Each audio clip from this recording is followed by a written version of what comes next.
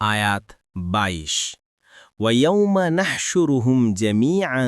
ثُمَّ نَقُولُ لِلَّذِينَ أَشْرَكُوا أَيْنَ شُرَكَاؤُكُمُ الَّذِينَ كُنتُمْ تَزْعُمُونَ অনুবাদ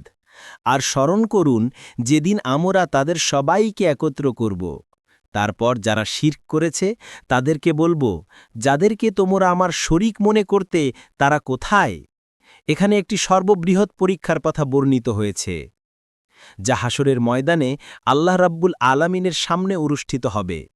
বলা হয়েছে ওই দিনটিও স্মরণযোগ্য যেদিন আমরা সবাইকে অর্থাৎ মুশরিক ও তাদের তৈরি করা উপাস্যসমূহকে একত্রিত করব অতঃপর আমরা তাদেরকে প্রশ্ন করব যে তোমরা যেসব উপাস্যকে আমার অংশীদার স্বয়সীয় অভাব পূরণকারী ও বিপদ বিদূরণকারী মনে করতে তারা কোথায় তারা তোমাদের সাহায্য করে না কেন হাসরের মাঠে একত্রিত সবাই তখন তারা সেসব উপাস্যদের থেকে নিজদেরকে বিমুক্ত ঘোষণা করবে এবং বলবে আল্লাহর শপথ আমরা তো মুশরিকই ছিলাম না এভাবে তারা বাতিল ও মিথ্যা কথা বলবে ও ওজর আপত্তি পেশ করতে চেষ্টা করবে তাবারি কুরতুবী মুয়াসসর আইসারুত তাফসীর